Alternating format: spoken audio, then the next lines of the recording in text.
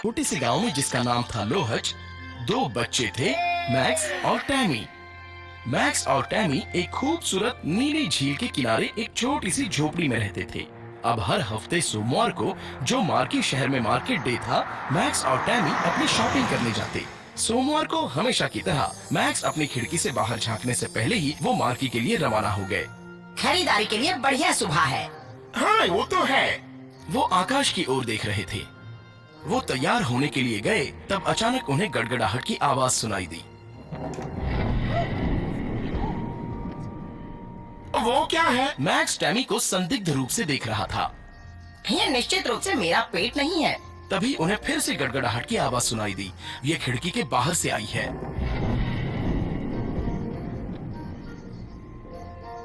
मुझे उम्मीद है कि ये बारिश और हमारी खरीदारी यात्रा को खराब नहीं करेगी। अरे नहीं, मुझे आशा है कि मैं इस यात्रा के लिए उत्सुक नहीं हूँ। चलो, बारिश शुरू होने से पहले जल्दी चलो। मैक्स को खुश करने के लिए टैमी ने कहा। टैमी और मैक्स अपनी छोटी लाल कार में सवार हो गए और जल्दी ही बाजार गए। मार्की शहर बहुत दूर एक पहाड़ी पर बसा हुआ था, इसलिए उन्हें घर लौटने के लिए पूरा दिन लग जाता था। फिर थोड़ी देर बाद वही गड़गड़ाहट की आवाज सुनाई दी। झील के बाहर एक विशालकाय सिर दिखाई दिया। ये एक राक्षस था। राक्षस झील से बाहर निकल आया और किनारे पर बैठ गया। मैं बहुत भूखा हूँ और मेरा पेट लड़खड़ा रहा है। मुझे जल्द ही नाश्ता खोजने की जरूरत है। वो इधर उधर देखने लगा और पास में ही एक मकान भी देखा। याहू! ये छत मेरे नाश्ते के लिए ठीक रहेगी। उसने अपनी लंबी खुरदरी जीभ से छत को चाटा। राक्षस ने मैक्स और टैमी के घर की छत को खाना शुरू कर दिया। राक्षस ने आधी छत खा ली और अपना पेट पाल लिया। मेरा पेट भरा हुआ है, लेकिन छत के बचे हुए हिस्से को मैं कैसे छोड़ सकता हूँ? तो वो बैठ गया और छत के शेष हिस्से को खा गया। ये तो वाकई स्वादिष्ट था, दानव ने कहा और अंत में संतुष्ट हो गया। उस शाम जब मैक्स और टैमी घर लौटे तो बिना छत के अपना घर देखकर हैरान रह गए। अरे बाप रे, हमारी छत गायब हो गई है। ये कैसे हो गया? दूर होने पर भयानक तूफान आया होगा शायद। मुझे यकीन है कि मैंने आज सुबह गड़गड़ाहट की आवाज सुनी, तो शायद हुआ भी होगा। अब छत की मरम्मत शुरू करने के लिए बहुत देर हो चुकी है। चलो कल सुबह काम शुरू करते हैं। आंट मैरी के घर चलें और अपने लिए एक तंबू ले लेते हैं, टैमी ने कहा। आंटी मैरी का घर बहुत दूर नहीं था, इसलिए वो जल्द से लौट आए और एक तंबू लगा दिया। उन्होंने फिर एक कैंप फायर जलाया और उसके सामने बैठ गए। हे टैमी, मैं गिटार पर जो भी धुन जानता हूँ वो सब बजाऊंगा। मैक्स ने स्थिति को बेहतर बनाने की कोशिश की।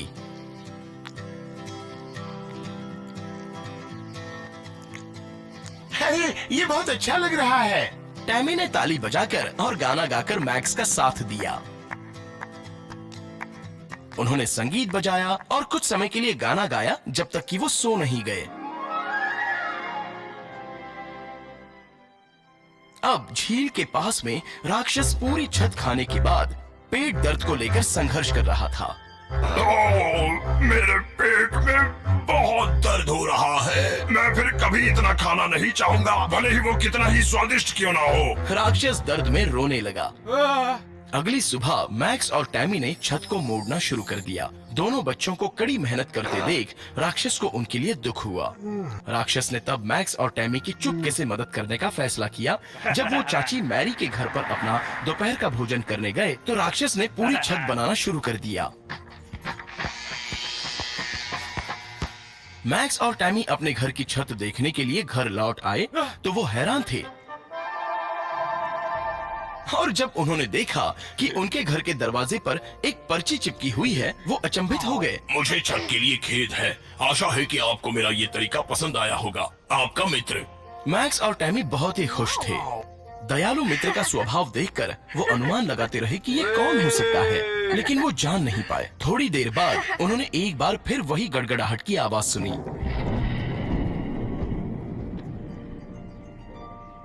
लगता है किसी ने आवाज लगाई। हाँ, आप सही हैं। यह फिर से राक्षस था, लेकिन इस बार वो खुशी से नाच रहा था। ये